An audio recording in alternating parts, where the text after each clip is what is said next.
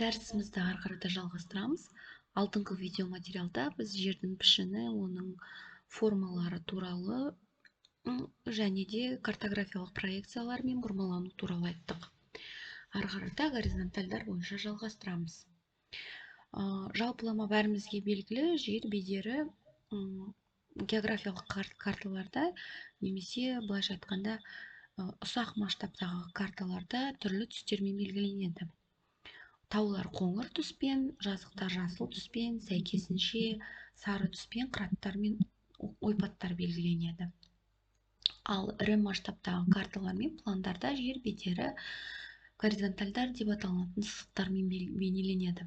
Горизонтальдар дегеніміз биіктігі бір деңгейде орналасқан жер беті нүктелерін өзара қосатын ерек сызықтарды айтамыз. Суретте көріп тұрғандарыңыздай, жер бедері өзара параллель жазықтықтармен кескінделеді. Жаңағы жазықтықтармен жер бетінің қиылысқан нүктелері қағаз бетіне түсіріледі. Осы нүктелерді қосатын сызықты, ерек сызықтарды горизонтальдар деп атаймыз. Ал мына жазықтықтардың арасындағы шаманы қима биіктігі деп атайтын боламыз. Горизонтальдар өз алдында бірнеше қасиеттерге ие. Олардың біріншісі, әрбір горизонталь белгілі бір биіктікке ғана ие.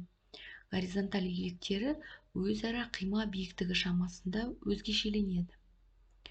Екіншісі, қатарлас жатқан горизонталь иеліктері өзара неғұрлым жақын орналасса, онда беткей соғұрлым тік болғаны. Ал керісінше олар бір-бірінен алшақ орналасса, онда беткейдің соғұрлым жатық екендігі көрсетіледі. Беткейдің ылдилау бағыты арнаулы еңкей сызықшаларымен белгіленеді. Оларды бергштрих деп атайды. Егер тау немесе төбе болатын болса, бергштрих горизонтальдардың сыртынан сызылады. Ал жазық ойыс немесе, яғни қазан шұңқыр болатын болса, онда бергштрихтар горизонтальдардың ішінен сызылады. Жер беттеріне тән айрықша нүктелер мен сызықтар болады. Таудың шыны, шұңқыр түбі, беткей аралық иілу нүктелері айрықша нүктелер деп аталынады. Ал су айрық пен су ағар айрықша сызықтар болып табылады. Осы тұста ары қарата біз жер бедерінің түрлеріне тоқталамыз және су айрық пен су ағар туралы да тоқталып өтетін боламын. Жаңа айтқанымыздай, бұл суретте горизонтальдың түрлері көрсетілген. Тау немесе төбе болатын болса, бергштрихтар сырттай сызылады. Ойыс немесе қазан шұңқыр болатын болса, бергштрихтар горизонтальдардың ішіне сызылады. Жер бедерінің негізгі пішіндеріне жазық, қырат, қазан шұңқыр, тау, төбе, жота, өзек және кезең сияқты бедерлер жатады. Олар барлығымызға география сабағынан белгілі, десе де қысқаша соларға тоқталып өтейік. Мына слайдта көрсетілген бұл тау. Таудың ерекше нүктесі, яғни шыңы болады. Оларға бергштрихтар сырттай сызылады. Қазан шұңқыр бұл ойыстар, табиғаттағы, олардың жаңағы ерекше нүктесі, ең төменгі нүктесі болады және де қазан шұңқырларға бергштрихтар іштей сызылады. Бұл бізде жыра, яғни ұзыннан ұзақ созылып жатқан жердің төменде орналасқан бөлігі. Осы жыралардың ең төменгі нүктелерін қосатын сызықты біз су ағар деп айтамыз.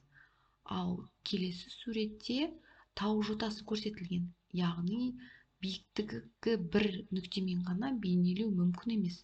Яғни жоталардың биік нүктелерін қосатын сызықтарды су ағар деп айтамыз. Мына слайдта беткей аралықтар көрсетілген. Бұл сіздерде горизонтальдармен белгіленгенде шамамен осылай көрсетілінеді. Келесі суретте жер бедерінің 3D моделі көрсетілген. Яғни бұл жерде жер бедерінің түрлі сипаттары көрсетілген. Жалпы осымен дәрісіміз аяқталды. бұл слайдта өзін-өзі тексеру сұрақтары. Келесі слайдта студенттің өзіндік жұмысын орындауға арналған тапсырмалар тізімі көрсетілген. Жалпылама назар аударғандарыңызға рахмет.